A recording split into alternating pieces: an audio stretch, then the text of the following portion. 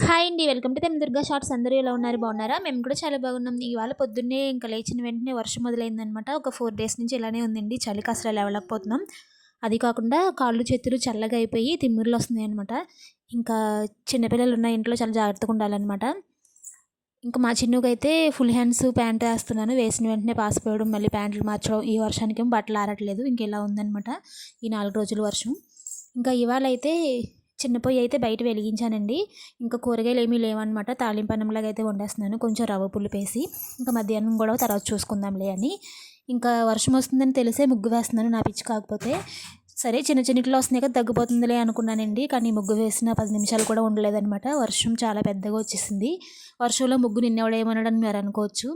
కానీ ఏంటో నాకు ఆనందం. గుమ్మం బోడిగా ఉంది కదా, బోసుగా వేద్దాంలే అని చెప్పేసాను. ఇంకా చినుకులు పడి మొత్తం అంతా పేడ పేడ అయిపోయింది. ఇంకా ఫైనల్‌గా అయితే ముగ్గయితే ఇలా ఉందండి. పక్క నుంచి వర్షం, అలానే ఒక పక్కనైతే ముగ్గు వేశాను. కాసేపటికి అంతా పోతదనమాట. ఇంకా ఇవాళైతే కొంచెం తాలింపన్నంలాగా అయితే వండేసానండి. కూరగాయలేమీ లేవు. ఇంకా అలానే నేను కూడా ఫ్రెష్ అయ్యి బాబుకి కూడా స్నానం చేయించి పడుకోబెట్టేసాను. కొంచెం ఎండ పొలొచ్చింది కదా అని చెప్పి కిందకి నీళ్లు పడదామని అయితే వచ్చాను. ఇంకా గుమ్మాలు కూడా ఒకసారి బయట తుడిచేసుకుంటున్నాను. విపరీతమైన గాలనమాట. ఇంకా చిన్నుకైతే కొంచెం పెసరపప్పు, బియ్యం అయితే నానబెట్టానండి పొంగల్ చేద్దామని చెప్పి. ఇంకా మాకైతే మార్నింగ్ చేసిందే ఉంది. సరిపోకపోతే దోసల పిండి అయితే ఉంది.